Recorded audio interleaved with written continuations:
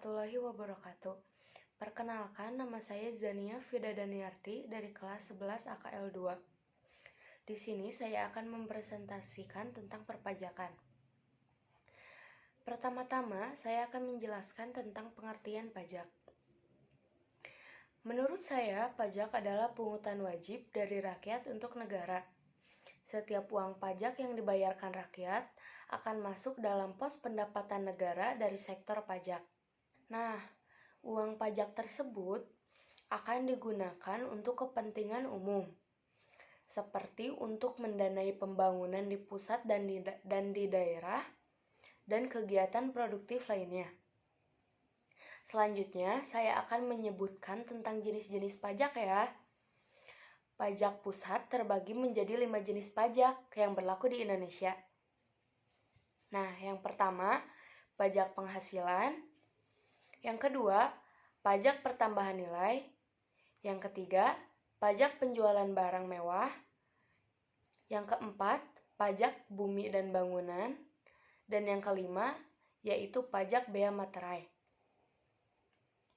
Nah, selanjutnya saya akan menjelaskan tentang ciri-ciri pajak.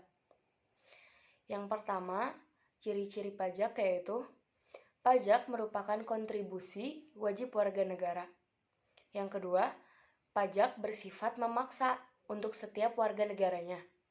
Yang ketiga, warga negara tidak mendapat imbalan langsung. Dan yang keempat, berdasarkan Undang-Undang Dasar.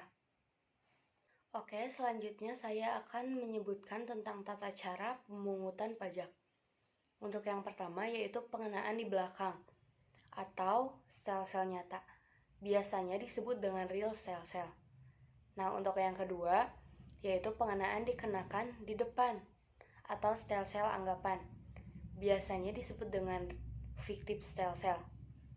Nah, untuk yang ketiga yaitu pengenaan campuran.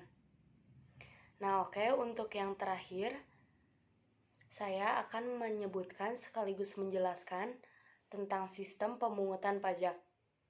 Untuk yang pertama yaitu Official Assessment System. Nah, Official Assessment System itu yaitu sistem pemungutan pajak yang memberi wewenang kepada pemungut pajaknya. Nah, untuk yang kedua yaitu Self Assessment System.